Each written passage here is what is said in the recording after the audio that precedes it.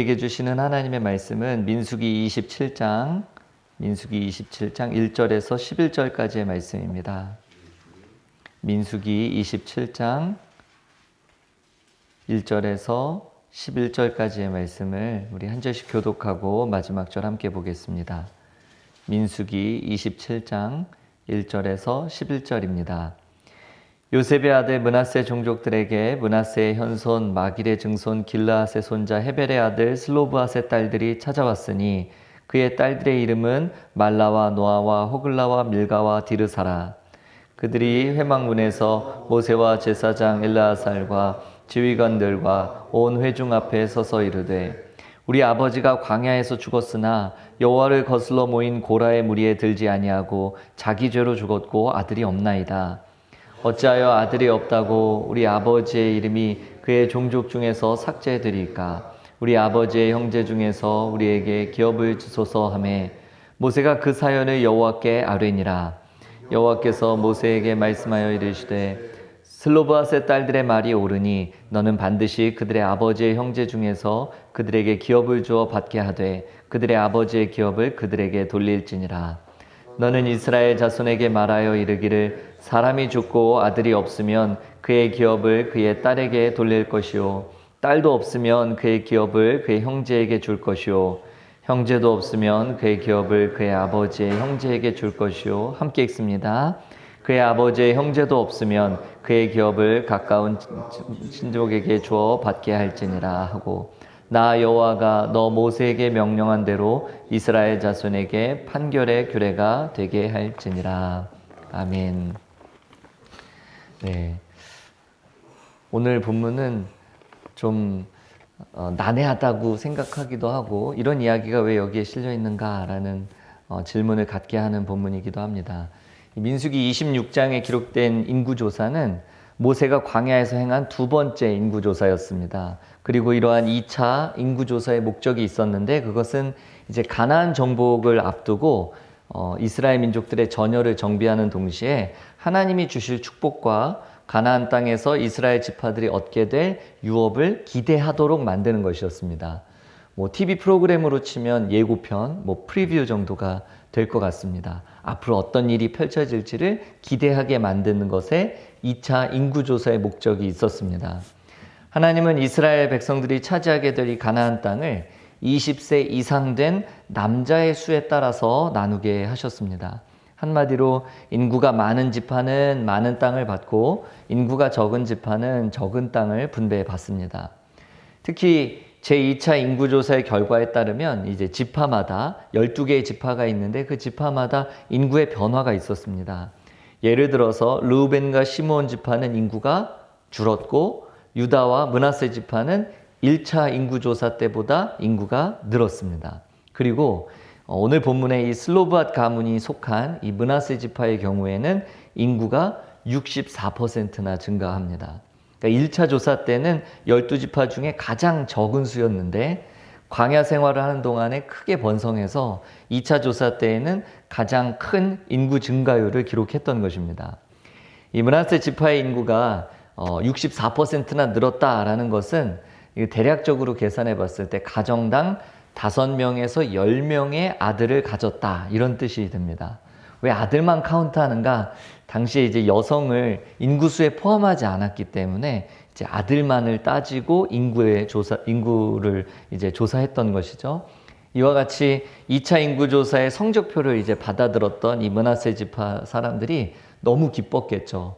광야 생활 동안 다른 민족은 막 이렇게 줄어드는 지파도 있었는데 우리는 64%나 증가했으니까 굉장히 기뻤을 겁니다. 근데 거기에 더 기뻤던 이유는 이 자녀의 축복이 곧 부동산의 축복으로 이어지기 때문입니다. 그런데 문제는 이 슬로브앗에게는 아들이 없고 딸만 5이 있었습니다.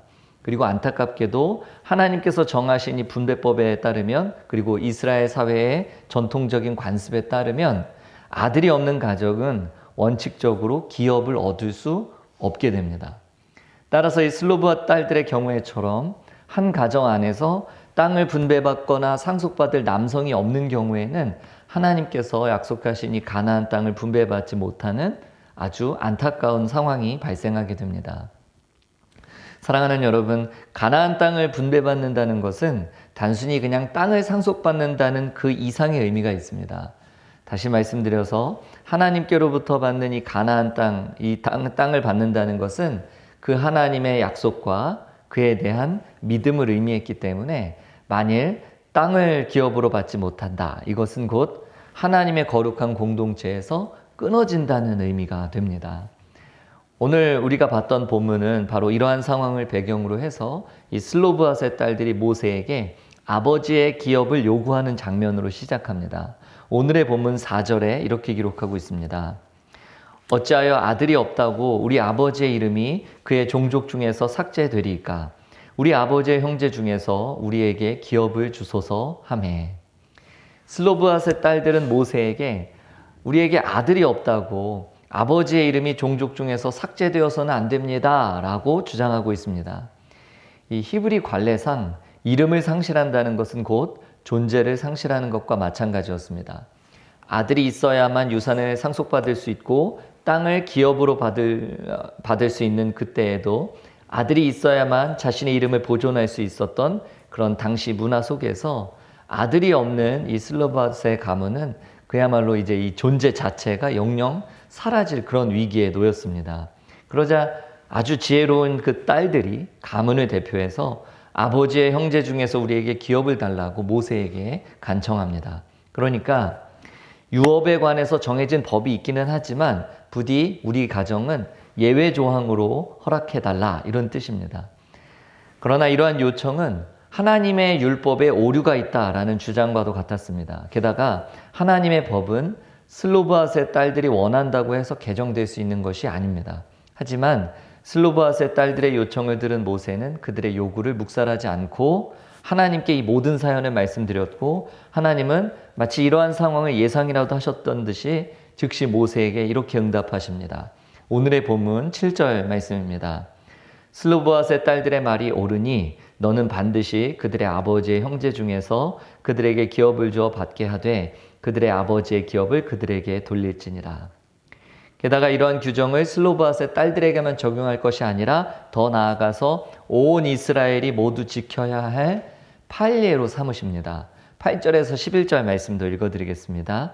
너는 이스라엘 자손에게 말하여 이르기를 사람이 죽고 아들이 없으면 그의 기업을 그의 딸에게 돌릴 것이요, 딸도 없으면 그의 기업을 그의 형제에게 줄 것이요, 형제도 없으면 그의 기업을 그의 아버지의 형제에게 줄 것이요, 그의 아버지의 형제도 없으면 그의 기업을 가장 가까운 친족에게 주어 받게 할지라 하고, 나 여호와가 너 모세에게 명령한 대로 이스라엘 자손에게 판결의 규례가 되게 할지니라. 자, 이제 그렇다면 어째서 하나님은 이 슬로브앗 딸들의 요구를 받아들여 주셨을까요? 이 슬로브앗의 딸들이 불쌍했기 때문일까요? 그리고 이 슬로브앗의 딸들의 요구를 단순히 예외 규정이 아니라 언약의 일부로 정하신 이유가 과연 무엇일까요? 슬로브앗의 딸들이 했던 요구에는 과연 어떤 의미가 담겨 있는 걸까요? 그들은 모세에게 기업을 요구하면서 다음과 같이 이야기했습니다. 오늘의 본문 3절인데 우리 아버지가 광야에서 죽었으나 여호와를 거슬러 모인 고라의 무리에 들지 아니하고 자기 죄로 죽었고 아들이 없나이다. 이스라엘 백성은 일주일이면 도착할 가나안 땅을 향해서 40년째 지금 여행을 하고 있습니다. 그렇게 광야에서 지낸 세월들이 이렇게 한 해 한 해 계속해서 지나감에 따라서 이 약속의 땅에 대한 이스라엘 백성들의 믿음은 점점 사라져 갔습니다.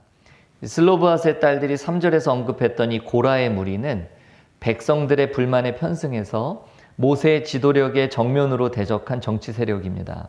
고라의 무리는 모세의 지도력에 흠집을 내기 위해서 백성들의 불만에 부채질을 했고 급기야 가나안 땅에 올라가지 않겠다고 목리를 부렸습니다. 생각해보면 고라 무리의 이런 반응을 전혀 이해할 수 없는 것도 아닙니다. 무려 38년 동안이나 하나님의 약속이 이루어지지 않고 있으니까요. 이스라엘 백성들은 가나안 땅을 지척에 두고도 척박한 광야를 38년째 맴돌고 있었습니다. 이렇듯 오래도록 약속이 이루어지지 않으니까 사람들은 더 이상 하나님의 약속을 믿지 못했고 고라의 무리가 그런 사람들의 정서에 편승한 것입니다. 이처럼 출애굽 2세대들과 이 슬로브앗의 딸들은 광야에서 태어나서 자라난 그곳에서 성장한 광야 2세입니다. 그러니까 미국으로 치면 이민 2세대가 되는 거겠죠. 태어나면서부터 물과 음식이 늘 부족했고 적의 공격에 항상 노출된 그런 불안한 안보 상황 속에서 살아야 했습니다. 또 밤마다 천막 안에서는, 자신들이 잠드는 그 천막 안에서는 과거에 너무너무 편안했었던 이집트를 그리워하는 그런 부모님의, 믿음 없는 부모님의 원망 섞인 푸념과 이야기를 들으면서 자랐을 겁니다. 그러니 제2차 인구조사가 끝난 지금 출애굽 2세대 청년들의 입장에서 보면 가나안 땅을 용기 있게 정복해야 하는 걸 알면서도 그 일을 수행할 믿음과 용기가 과연 그들에게 있는지 굉장히 의심스러운 상황입니다. 바로 그러한 상황 속에서 슬로보앗의 딸들이 아버지의 유업을 요구하는 장면이 성경에 등장한 것입니다. 왜 갑자기 이런 이야기가 여기에 등장했을까? 이유가 있는 거죠.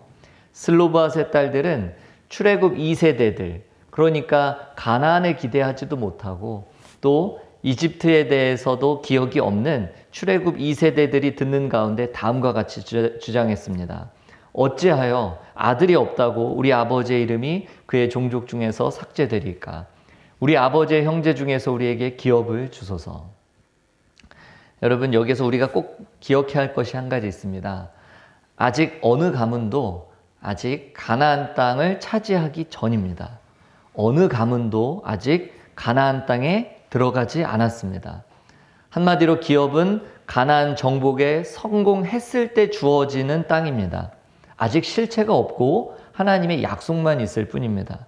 그런데 대부분의 사람들이, 어른도 그렇고 아이들도 그렇고 20세 이상의 사람들도 그렇고 미만인 사람들도 그렇고 대부분의 사람들이 광야 생활에 지쳐서 하나님의 약속의 땅을 포기하고 오히려 이집트를 그리워하고 있을 때, 그때 이 슬로보앗의 딸들은 하나님의 약속을 믿었고 그 땅의 유업을 자신들의 것으로 선포한 것입니다. 하나님이 약속하신 땅에 대한 믿음과 소망을 아직 차지하기도 전에, 들어가기도 전에 공식적으로 선언한 것이죠. 약속하신 땅 앞에서 동시대의 청년들이 믿음을 잃고 주저하고 있을 때 이 슬로보앗의 딸들은 먼저 용기를 내었습니다. 실체가 없지만 약속을 믿었기 때문에 유업을 달라고 간구합니다. 이들의 요구는 단순히 부동산에 대한 욕심이 아니었습니다. 그들이 원하는 것이 만약에 부동산이었다면, 그들이 원하는 것이 부동산에 대한 이기적인 욕심에서 나온 것이었다면 하나님은 그들의 요구를 절대로 인정하지 않으셨을 것입니다. 슬로바앗의 딸들이 원한 것은 부동산이 아니라 하나님의 나라의 유업이었기 때문입니다. 이처럼 이 슬로바앗의 딸들은 모두가 하나님의 약속을 의심하고 있을 때 오히려 믿음으로 실체가 없는 유업을 받아낸 사람들입니다. 그들의 가문에는 아들이 하나도 없었지만, 그래서 남들의 눈에는 마치 저주받은 듯한 상황이었지만 그 딸들은 절망하지 않고 하나님의 선함을 믿고 그분의 뜻을 이루는 데 앞장섰습니다. 그리고 그런 슬로보앗의 딸들에 대해 성경은 5명의 이름을 모두 선명하게 기록하고 있습니다. 말라, 노아, 호글라, 밀가, 디르사. 이것이 이 슬로보앗 5딸들의 이름입니다. 민수기 26장 33절, 27장 1절, 36장 11절, 여호수아 17장 3절에 4번이나 이들의 이름이 동일하게 기록되어 있습니다. 아들이 아니고는 땅을 유업으로 받을 수도 없고 하나님의 기업에 이름을 올릴 수도 없던 당시 상황에서 성경은 의도적으로 슬로보앗의 5딸들의 이름을 성경에 모두 4번이나 기록해 놓았습니다. 하나님의 나라는 혈통에 따라 주어지는 세상이 아니라 믿음의 분량에 따라 주시는 나라이기 때문입니다. 사랑하는 여러분, 오늘의 본문 1절을 보면 슬로보앗의 딸들 5명의 이름이 꼼꼼하게 기록되어 있습니다. 말라, 노아, 호글라, 밀가, 디르사. 여성을 백성의 수에도 포함시키지 않았던 당시 문화적인 배경을 고려했을 때 이것은 아주 이례적인 기록입니다. 마치 하나님께서 이 슬로보앗의 딸들의 이름을 한 명 한 명 꼭 기억하시고 절대 영원히 잊지 않으마 이렇게 말씀하시는 것만 같습니다. 앞으로 이스라엘 백성들이 차지하게 될 땅은, 그리고 여기 계신 모든 분들, 그리고 우리 청년들이 차지하게 될 땅, 그리고 우리가 살아가는 이 세상은 결코 도덕적으로 중립적인 곳이 아닙니다. 우리가 가만히 순응하면서 살면 저절로 하나님의 백성으로 살아갈 수 있는 그런 세상이 아니라는 뜻이죠. 이러한 세상에서 우리가 쫓기듯이 살다 보니까 하나님의 약속에 대한 기대도 희미해지고 하나님을 향한 믿음도 서서히 사라져 갑니다. 그러나 그런 세상 속에서도 하나님을 향한 믿음과 기대를 잃어버리지 않고 굳세게 붙잡으려고 몸부림치는 이 슬로브앗의 딸들과 같은 성도들이 있습니다. 그리고 하나님은 오늘도 그런 믿음의 세대를 찾고 계십니다. 이곳에 있는 여기 계신 모든 분들이 바로 그런 믿음의 사람들이 될 수 있기를 간절히 소원합니다. 하나님께서 여러분의 이름 한 명 한 명을 선명하게 새겨 놓으실 줄 믿습니다. 공부하고 이제 어제도 청년 집회 끝나고 나서 이제 어떻게 되었냐, 뭐 대학원을 진학하려고 하는 학생들에게는 대학원 어떻게 됐냐, 네, 또 직장 때문에 또 준비하고 있는 사람들은 직장 어떻게 됐냐 이런 질문을 했어요. 해서는 안 될 질문을 한 거죠. 네, 근데 딱히 뭐가 잘 되는 것도 없고 뭐 선명한 결과가 나타난 것도 없고 네, 기도는 하고 있는데 결과가 딱히 나타나지 않아서 답답해하는 사람들이 많이 있었습니다. 그러나 우리에게는 하나님의 약속이 있습니다. 하나님께서 주시겠다고 하는 하나님의 삶이 있습니다. 우리를 향한 하나님의 기대가 있고 그 약속을 우리가 신뢰하고 그 하나님을 따라갈 때 하나님께서 우리의 삶의 이름을 분명하게 기억하시고 또 이렇게 또 슬로브앗의 딸들과 같이 믿지 않는 사람들, 불신앙의 세대를 향한 또 하나의 모범을 보여주실 줄 믿습니다. 새 힘을 주셔서 하나님께서 이 가운데 또 슬로브앗의 딸들과 같은 그런 소망으로 여러분들을 인도하여 주시기를 또 간절히 소원합니다. 기도드리겠습니다. 아들이 없으니 이름마저 사라질 위기에 처해 있었지만 슬로브앗 다섯 딸들의 이름을 전부 기억하시고 기록하셨던 하나님을 생각합니다.